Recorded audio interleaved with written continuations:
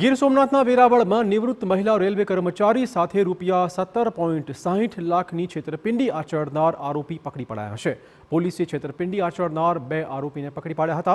આરોપીઓએ નિવૃત્ત રેલવે સફાઈ કર્મચારીના મોબાઈલ ફોનમાંથી ₹17.60 લાખ પડાવ્યા હતા। આરોપીઓએ મહિલાના મોબાઈલમાં યુપીઆઈ એપ ડાઉનલોડ કરાવી મહિલાની જાણ બહાર અવારનવાર રૂપિયા ટ્રાન્સફર કરતા હતા અને છેતરપિંડી કરી છે, જેની જાણ મહિલાના પુત્રને થતાં પોલીસ ફરિયાદ નોંધાવાઈ છે।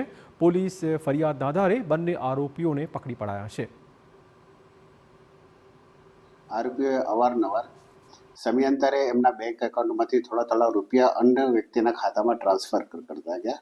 આમ કરીને એમણે ટોટલ 17,60,000 જેવી રકમ અન્ય વ્યક્તિના ખાતામાં ટ્રાન્સફર કરી। જે બાબતની જાણ આ કાંતાબેનને થતાં એમણે પોતાના દીકરાને વાત કરી અને જે બાબતની ફરિયાદ દાખલ કરવામાં આવી છે। ગુનાની તપાસ હાલ વેરાવળ સિટી પીઆઈ ચલાવી રહ્યા છે અને એ તપાસ દરમિયાન એમણે આ બંને આરોપીઓને હાલ ધરપકડ કરી છે।